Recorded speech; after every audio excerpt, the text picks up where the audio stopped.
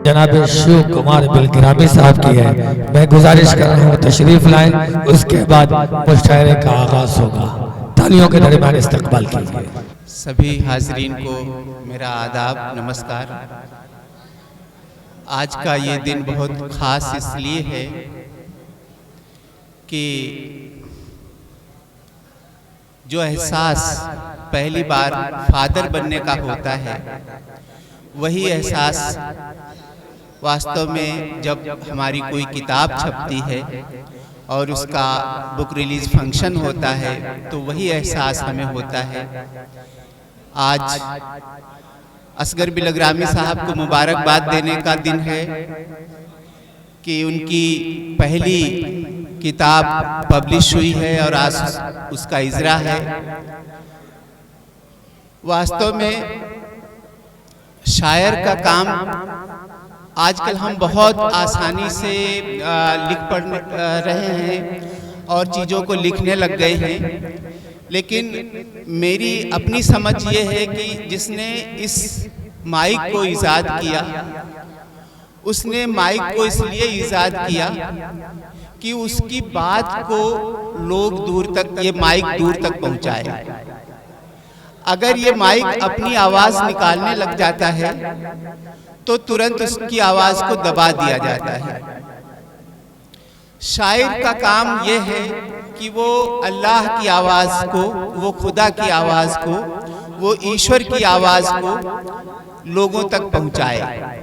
अगर उसमें शायर कुछ अपनी आवाज़ मिलाता है, उसकी अपनी मर्जी चलाता है, तो उसकी शायरी बहुत कामयाब नहीं होती है।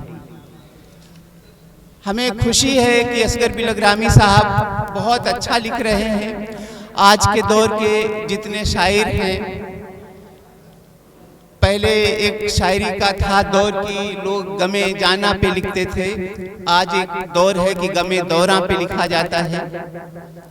आज के जो मसाइल हैं उन पर ज़्यादा फोकस किया जाता है, क्योंकि हमारे लिए जो हमारे आसपास के मसाइल हैं, हमारी जो दुनिया के मसाइल हैं, वो ज़्यादा इम्पॉर्टेंट हो गए हैं हमारी दिल की मसाइल से।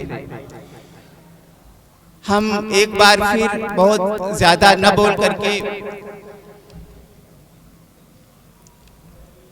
असगर बिलगिरामी साहब की कुछ शेर मैंने पढ़े और मैंने सोचा कि मैं आप तक भी उनको पहुंचाऊं कि जमा हो अज़्म मंजिल की तलब हो तो रास्ता पुरखतर कोई नहीं है, मसाइल के न हो अंबार जिस पर यहाँ ऐसा बशर कोई नहीं है। तो शायरी का मकसद है कि वो हमारे मसाइल की तरफ लोगों का ध्यान खींचे और उनका समाधान भी करे, उनका एक सल्यूशन भी दे।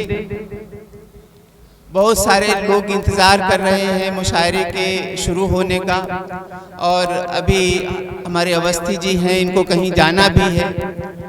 तो मैं असगर बिलगिरामी साहब के लिए एक शेर के साथ अपनी बात ख़त्म करता हूँ कि न तो अक्स हूँ न वजूद हूँ, मैं तो जश्न हूँ किसी रूह का।